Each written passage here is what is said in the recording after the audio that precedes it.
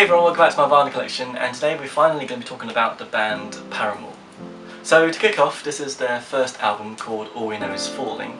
It was originally released in 2005, but this is the 2015 10th anniversary edition, and there was only 4,000 copies pressed. And I like the design of the cover because of the colour scheme, because it matches my hair. No, that's not the reason. It's got a nice starry night sky kind of backdrop and a nice red couch, which I think, it's kind of a cool choice because, her hair was predominantly red, and I don't know whether that was a design choice for that, but it's just a nice little element to add in on the cover.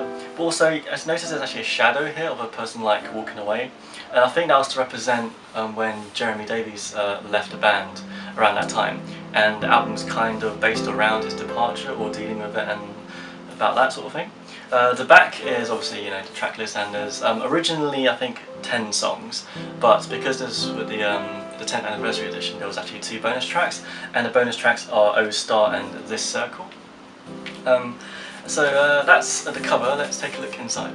So this is the inner sleeve. As you can see, it's similar to the cover with the couch against the starry night sky, but obviously with the remaining band members sitting on it. And obviously Jeremy's the one who left, but it's funny because he kind of left and then he came back and he left again I think this year. But anyway, so that's quite a nice sort of front side to the inner sleeve. And on the back obviously you have your lyrics and all the other details and information. It's kind of small but it's still readable, and I quite like the font, it's quite elegant. And again it keeps some sort of theme with the cover, so those are quite nice choices for the design. For the actual vinyl, it's actually one of my favourites because it's translucent, well it's clear translucent or whatever, with like a, I think, red or pink, blue and green splatter. Obviously the colours are from the colour scheme of the album cover, but also it was released I think December 4th or 5th, I'm not too sure when, but around December. But because it's kind of close to Christmas, it felt almost a bit Christmassy, but maybe that's just me. So this is one of my favourite vinyls I've got actually, because again I like vinyls which are sort of different to the traditional black versions, because it makes it a bit more worth keeping and worth buying a particular type of variant of the vinyl. And that's why I really like these sort of translucent ones with some splatter effects, because I think it's quite nice and quite fun. And it also gives the album a bit more, I don't know, weight to it in the sense of being like a really cool, fun album. But yeah, it gives the music a bit more life in a sense, I guess. But that doesn't make any sense actually. Actually, to me, this is quite similar to All Time Low's Nothing Personal vinyl that was released around the same time. It looks very similar. I don't know if I have a picture of it up anywhere, but it looks very similar, like side by side, because the colours, I think, apart from the green maybe, is pretty much the same sort of thing. But anyway, I'm not complaining. It's great to have more of these cool variants. So on to the actual music. Like I said before, it's originally 10 songs, but because of the 2 bonus tracks, it makes it 12. And those bonus tracks are O Star and This Circle. And overall I think it's a very good album that sets the scene, sort of like sets the identity musically and visually. And a few favourites off this album to me would be Pressure, because I quite like the verses in those ones and that one, and Emergency, Brighter. I love her soaring vocals that she does all the time. And Here We Go Again. Like overall the album, has kind of like a somber feeling to it, because obviously a lot of it's kind of about letting go and dealing with someone's departure, and it's not just about that, but obviously but you get that kind of sense with all the songs, and so it's a bit of a sadder kind of album, because obviously it's not as happy as the next one, which I'll be talking about next. But yeah, so this is a very good album, and I think again, one of my favourite variants. I really like when bands do this. I really wish more bands release really cool versions, which they are doing. Like for example, Real Friends with their latest album, The Home Inside My Head, they released like loads of versions of it, or at least a few, and it's really great when they do that, because it gives you more choice and you can choose which one you want, and don't just get stuck with one version, which is great. And also I've been like trying really hard to get vinyls from Paramore lately, but luckily last year they happened to release these 2, one being a reissue and one being a special sort of like anniversary edition. So that's great. So yeah, highly recommend this version. But I don't know if it's available still, because there was only 4,000 made. That is quite a lot actually, but it's been almost a year now, or coming up to a year, so it might be sold out, so yeah, good luck getting one. So up next is the epic album Riot. This is their second studio album. It was originally released in 2007, which is also the same year that some of my favourite bands released some of my favourite albums ever. 2007 was one of the best years ever for this sort of musical like emo pop punk. Bands such as Mayday Parade with A Lesson in Romantics, All Time Low with So Wrong It's Right, Day to Remember for, I can't remember what it's called, it's got a long title, but yeah, Day to Remember, and these guys, just everyone, Fall Out Boy even. So a lot of bands of that genre released some epic music that year, and this is just one of them. It's really loud outside. So for the design, I think everyone could agree that this is one of the most iconic album covers ever, or at least for a band of this genre. I love how it's sort of like handwritten, there's a sort of handmade feel to it. You can sense like an idea of anger, rage and attitude in this cover alone, and I like how it's sort of repeated again and again with this word Riot, which is the album title obviously, and One, which is in like a reddish orange colour.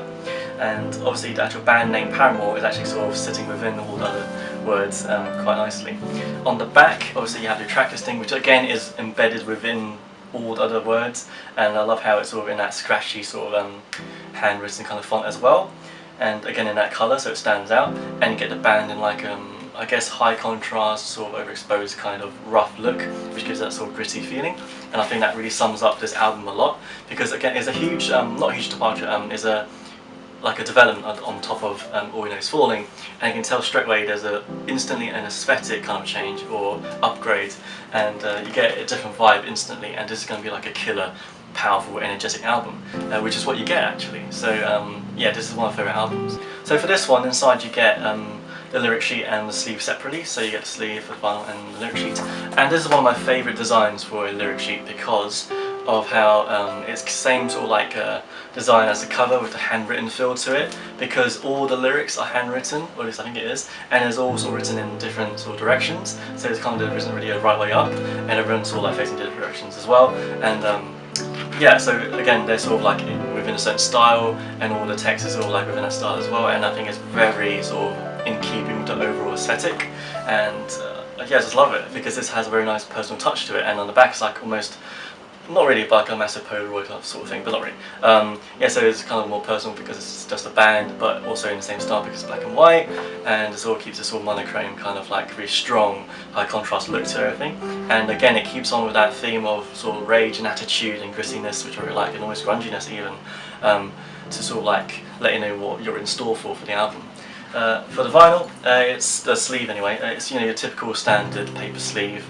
Again, not doing a huge job in making it feel like it's protecting it, but it does its job, I guess. Again, the band, as it is, released their first vinyl in an incredibly nice protective sleeve, which I think everyone else should do. So if you do know about this, if any manufacturers are listening or whatever, or if you know anyone who works in that sort of thing, try and do it like that, because I think that really protects the sleeve and it gives it a bit more of a peace of mind that your vinyl is sitting in something very comfortable and not, you know, vulnerable to scratches. It's not anyway, but you know, it just paper feels a bit cheap in a way.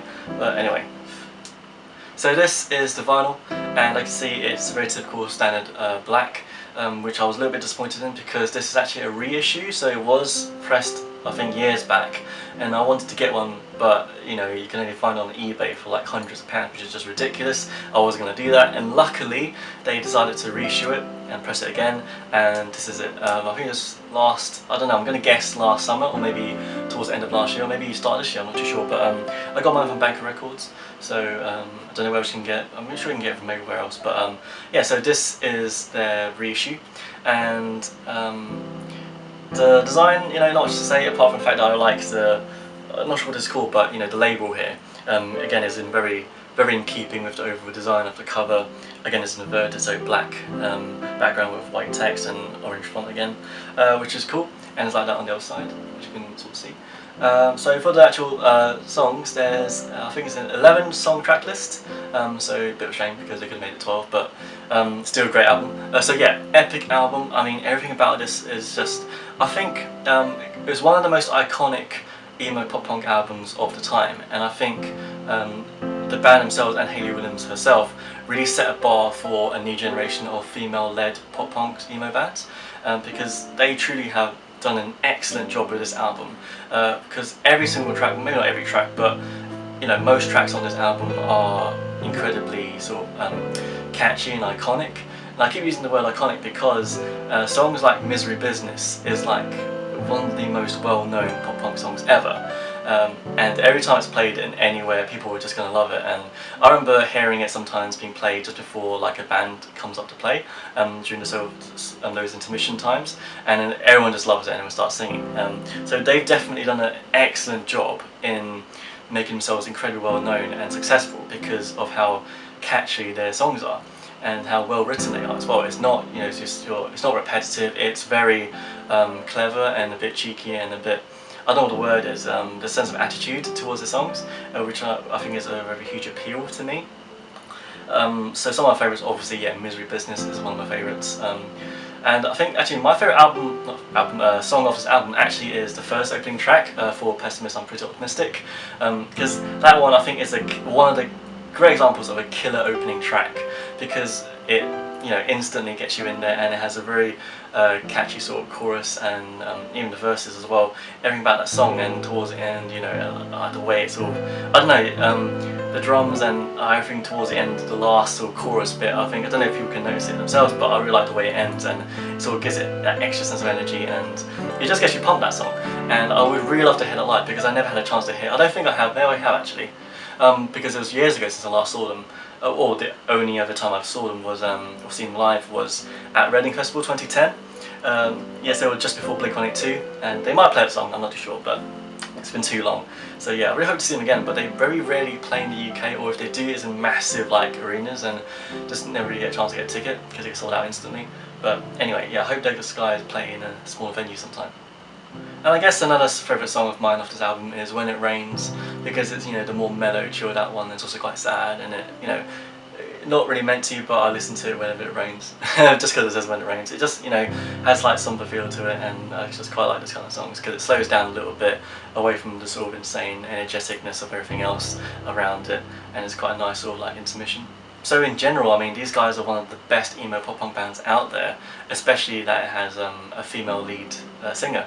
Obviously, you know, I think in some ways they sort of inspired, or at least influenced somehow, a lot of really good female-led bands now, such as Riot, which kind of went on hiatus in a way. They're doing something funny. They're sort of like not really broken up, but kind of did, and then they're doing something else now. But that's sort of kept under wraps. So Riot with Tay Jardine as the lead singer, and a great band called Tonight Alive with Jonah McDougall, and I'm sure many others. I can even think of two right now, but those are, you know, two that spring to my mind instantly when I hear the music. Even there's a new band called, I think they're called Blossom, not Blossoms, but Blossom, and yeah, their ones has a very Misery Business kind of Riot vibe to it. So check those guys out if you haven't already. So that was All We Know Is Falling and Riot by Paramore, and I can't stress this enough, but they are truly one of the most legendary emo pop punk bands out there right now, and I'm really excited for the new album. They haven't released anything yet. I think they're still in the middle of like writing and recording right now, and I'm really excited for that one. Their last album is actually really good as well. I don't actually have the vinyl for that one because I just didn't really find any interest to get the vinyl at the moment, but if they release a special version of it at some point, I might do. But I've got that album, so obviously, you know, already listened to it and I've already got it.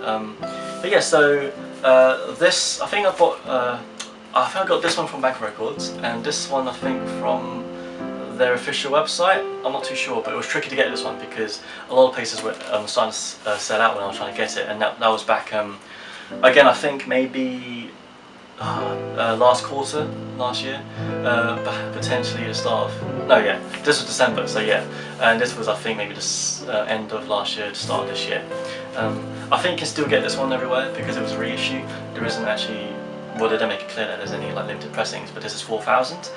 So anyway, I'll stop talking and just say thank you so much for watching. I hope you guys enjoyed the video and found it informative, and stick around for the next one where I think I'll be talking about Blink-182. So I'll see you guys next time. See ya. And no, oh, how could you do it? And no, I never saw it coming. Oh, I need an ending, so why can't you stay just long enough to explain?